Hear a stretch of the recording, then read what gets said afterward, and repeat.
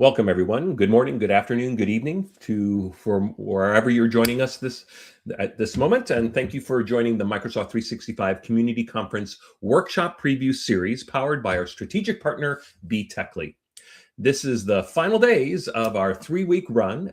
Every Tuesday, Wednesday, and Thursday, we've been featuring a sneak peek into the workshops scheduled to be presented at the main event in Orlando this April. If you're watching live through one of our streaming channels, check out the QR code up there, and that will be our online schedule of the upcoming events for this preview series.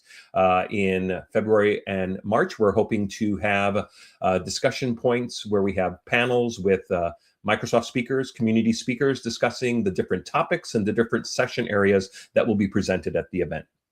So we hope for sure to see you in Orlando at the Microsoft 365 Community Conference. And without any further ado, I'd like to introduce our presenters, Matt Wade and Pete Simpkins.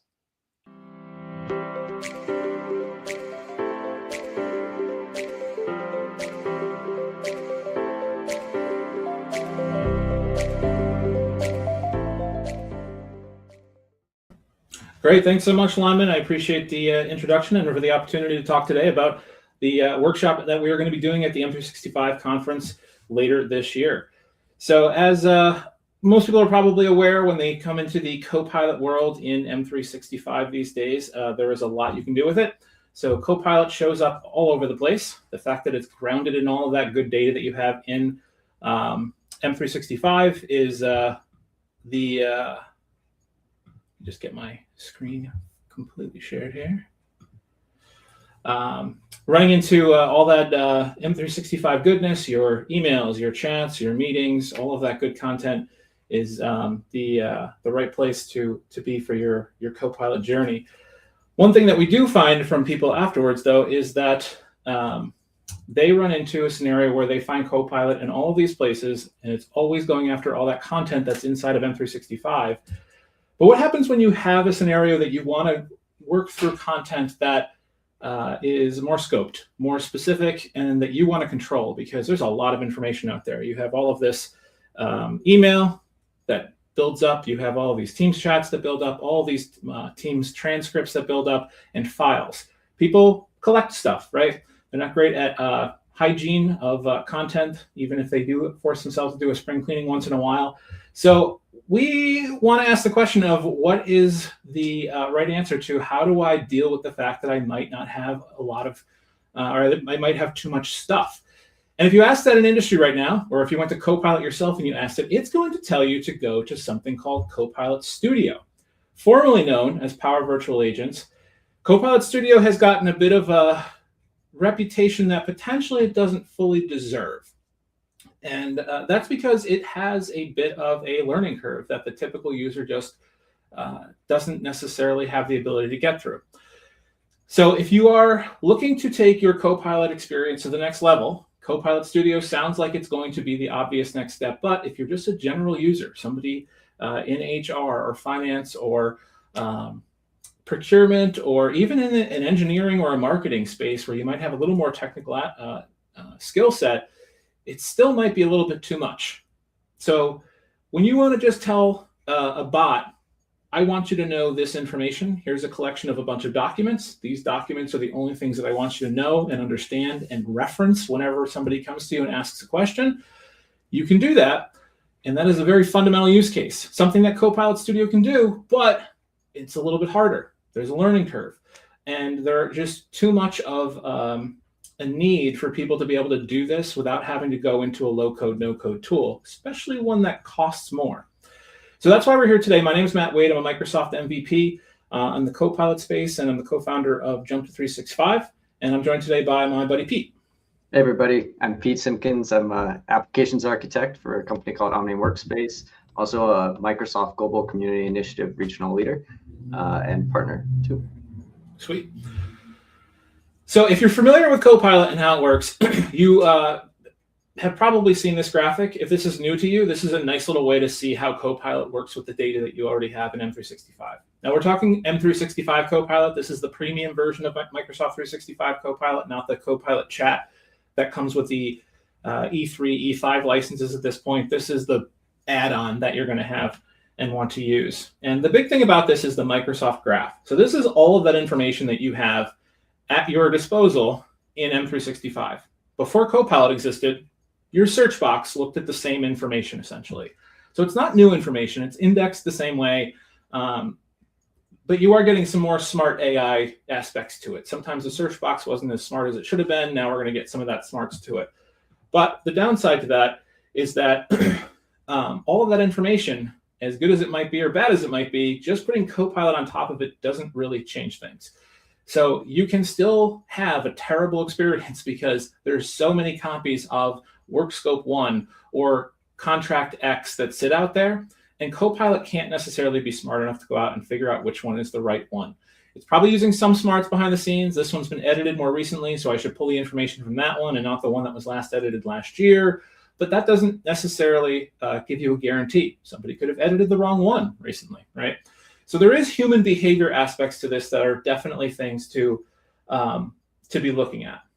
So if we were to talk through some of those difficulties, Matt already kind of touched on the out-of-the-box SharePoint or Microsoft Search functionality. Now, it takes a lot of extra effort for a business to go through and actually clean up, delete, archive, manage the lifecycle, a lot of that content.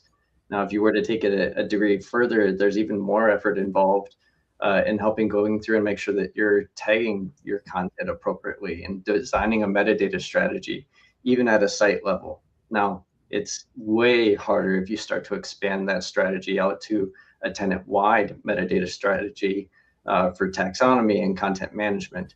And that's where we think that Copilot or SharePoint agents are going to help kind of step in and make it easier to interact with your content. So when we talk through SharePoint agents, there's really two types of agents that we're going to be discussing during our session. It's going to be site agents, which these are going to be scoped or grounded into an entire SharePoint site. So that it'll include all of the content within that site. And we're also going to have scoped agents. And these are going to be items or agents that are focused in on specific files, folders, libraries, whatever you decide to point them at in particular. Now, if we want to take a look at an example of a site agent here, we have a little video of a human resource site where we have a site agent built where someone could go out and they could ask questions around the information in the site. In this case, the question is around pay range information for a specific role, the project manager. And as you can see in the video, it actually comes back with a lot of information, and it even includes a link out to the resource that it's referencing within that site.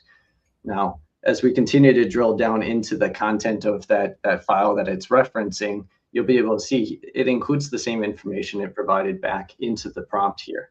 Now, it doesn't have to be a generalized question like this. You can also dig into more specific information, like you could ask for a specific role, like the associate PM role. And you'll see that the response comes back with just the information that's related to the associate PM, which I believe the pay scale on this one was 12 to 20. There we go, perfect.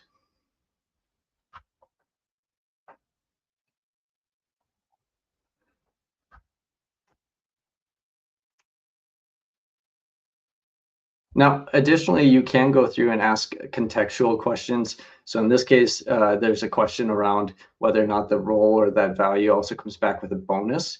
And you'll see that it's actually going to provide not just the context around the bonus structure, but it's also able to go elaborate and say, you know what, a lot of times with compensation packages, benefits are also a factor. So it includes a paragraph down below that even explains some of the additional information about 401k and time off and so on, related to that request. So it's able to help provide that full scope context.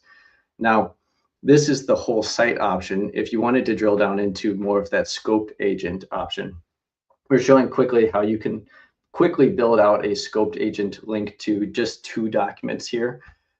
With no code, no experience, you can go through and you can very quickly create an agent, give it a name here.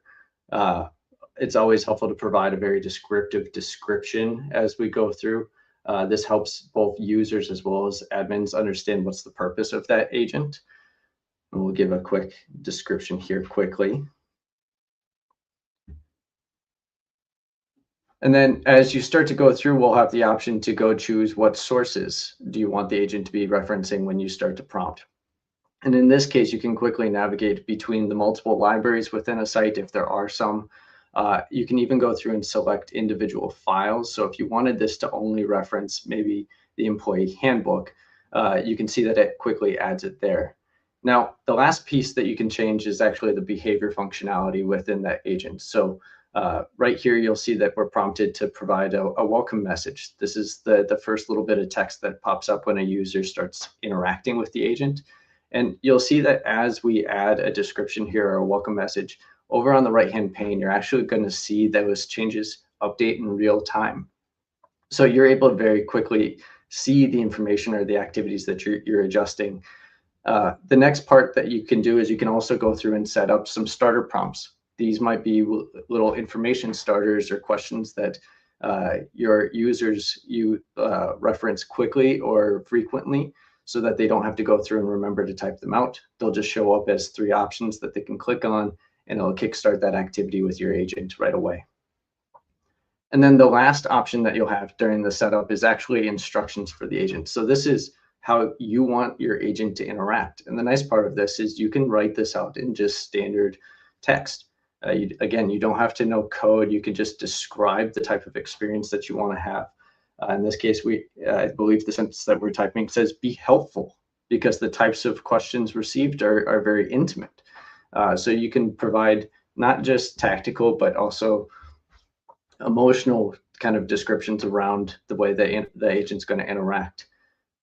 And then when you're done, you'll see that you can quickly jump out and you can use that agent directly within the site. All of those same settings we just set could pop up. If you choose any of those starter messages, it's a quick and easy way, again, that you can start interacting. And you'll see here that it'll come back with a response to the what are the levels of employees within our organization. Now, the last thing that I'll highlight there was that when you do create your agent, it does create a file for you there, which then becomes something that your team or whoever has access to the site can interact with. It also provides another level of collaboration, which we'll cover in our section in a little more detail. There you go. Thanks, Matt. Thanks for highlighting that. There's our agent file. So we do want to highlight that collaboration functionality too when we get into how does this fit into your daily work and the way that you interact with others. So other things that we'll get into, we'll obviously talk about everyone's favorite topic with Microsoft, which is licensing. So what do you need to have access to SharePoint agents? We'll dig into the various use cases there. I plan to also lead some discussions. So we'll do some ideation sessions, some group breakouts to help focus in on what could be a potential use case for your team or your business. And through all of that development, it's only worthwhile if you have successful adoption and change management. So we'll help go through with some tips and tricks around what's the best practice for rolling out agents within your business area. How do you help continue to drive ongoing adoption and measurement of those changes, and just in general encourage good usage. And likewise, we talked about this. We're in that middle sweet spot with SharePoint agents. There are some limitations and caveats around its usage and what it's really good for.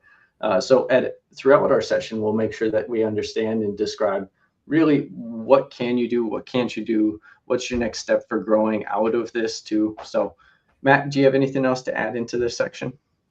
I think I would just say that our intent is that you'll walk away from this full day session with us with something that you can run with the next day if you want to. Right. So as long as you have an M365 Copilot license or you're willing to pay for the pay-as-you-go Copilot Studio bot messaging license, which is the underlying necessity if you don't want to pay for the M365 licenses, you will be able to apply these things that day, bring that back immediately to your organization and start talking to people about what is it that they want to do.